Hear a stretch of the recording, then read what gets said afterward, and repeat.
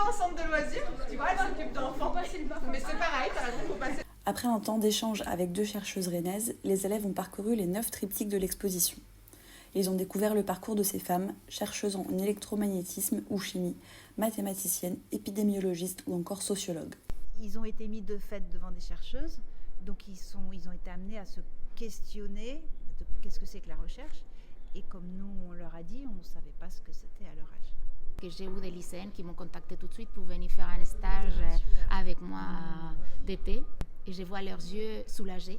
Parce que parfois, elles se posent beaucoup de questions. Est-ce que ça, c'est un métier pour les femmes? Comment vous savez ce que vous vouliez être une chercheuse? Et j'ai dit, je ne le savais pas. Je l'ai fait par intuition. Et je ne passais pas trop longtemps parce que je ne savais pas qu'est-ce que c'était d'être ingénieur. Cette baisse des pressions pour leur choix. De se sentir plus libre pour choisir. J'avais d'autres questions, mais surtout, je ne pouvais pas me poser les mêmes. Les stéréotypes étaient différents avant, maintenant ça c'est en train de changer. C'est agréable à voir. Un texte, un portrait photo, une photo d'objet à leur image.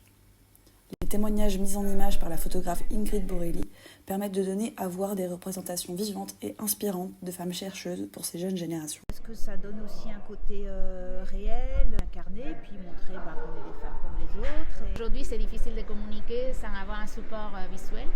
Et aussi, quand on marche dans la rue, on voit des femmes artificielles qui sont dans des affiches de publicité pour des maillots de bain.